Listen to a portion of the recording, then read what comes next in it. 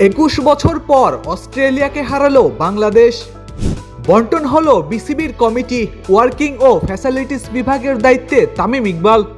County club কেন্টে যোগ দিয়ে উচ্ছ্বসিত হাসান মাহমুদ। বিশ্বকাপ প্রস্তুতি ম্যাচে আয়ারল্যান্ডের কাছে হারলো বাংলাদেশ। শ্রীলঙ্কা সিরিজে ওয়েস্ট ইন্ডিজ দলে 3 নতুন মুখ, বিশ্রামে আলজারি। সারাদিনে ঘটে যাওয়া ক্রিকেটের দেশি বিদেশি খবরগুলো এক নজরে দেখে নেওয়া যাক।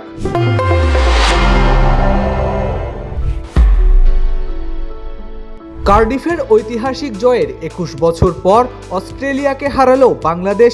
শান্ত তামিমের শুরু আর 4 বছর পর ফেরা মোসাদ্দেকের দারুণ ফিনিশিংয়ে 284 রান করে বাংলাদেশ। নাহিদ রানার 4 উইকেটের স্পেলে অস্ট্রেলিয়া তোলে 191 রান। বৃষ্টির কারণে ডিএলএস মেথডে বাংলাদেশ জয় পায় 86 রানে। অলরাউন্ডার পারফরমেন্সে ম্যাচ সেরা নির্বাচিত হয়েছেন মোসাদ্দেক। বিসিবির প্রথম বৈঠকে বন্টন করা হয়েছে বিভিন্ন স্ট্যান্ডিং কমিটির দায়িত্ব। ওয়ার্কিং ও ফ্যাসিলিটিস বিভাগের দায়িত্বে তামিম ইকবাল। ফাইন্যান্স কমিটির দায়িত্ব পেয়েছেন ইশরাফিল খসরু। আম্পায়ার্স কমিটির চেয়ারম্যান মির্জা ইয়াসির আব্বাস। অন্যদিকে বিপিএল গভর্নিং কাউন্সিলের চেয়ারম্যান হয়েছেন ফাহিম সিনহা। বাংলাদেশের দ্বিতীয় ক্রিকেটার হিসেবে কাউন্টি ক্রিকেট খেলতে গেছেন pacer Hasan Mahmud. English county club কেন্টের হয়ে 6টি ম্যাচ খেলবেন তিনি।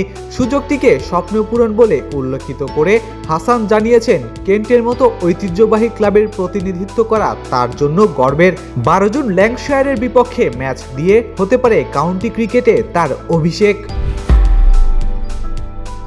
নারী টি-20 বিশ্বকাপের প্রস্তুতি ম্যাচে আয়ারল্যান্ডের বিপক্ষে 11 রানের পরাজয় বরণ করেছে বাংলাদেশ। 144 রানের লক্ষ্য তাড়া করতে নেমে ফেরদৌসের অর্ধশতক সত্ত্বেও 132 রানের বেশি করতে পারেনি নিগার সুলতানা জ্যোতির দল। ফেরদৌসের 50 ও শারমিন আক্তারের 27 রান করলেও শেষ দিকে জয় এনে দিতে পারেনি জ্যোতি স্বর্ণারা। এর আগে আয়ারল্যান্ডের হয়ে সর্বোচ্চ 30 রান করেন রেবেকা স্টোলেক। শ্রীলঙ্কার বিপক্ষে 3 ম্যাচের টি-20 সিরিজের জন্য দল ঘোষণা করেছে ওয়েস্ট ইন্ডিজ। দলে ফিরেছেন আকিম অগিস, জুয়েল অ্যান্ড্রু ও সামার স্প্রিঙ্গার। অন্যদিকে টি-20 বিশ্বকাপের স্কোয়াড থেকে বাদ পড়েছেন জনসন চার্লস, কুয়েন্টিন স্যামসন ও জেডেন সিলস।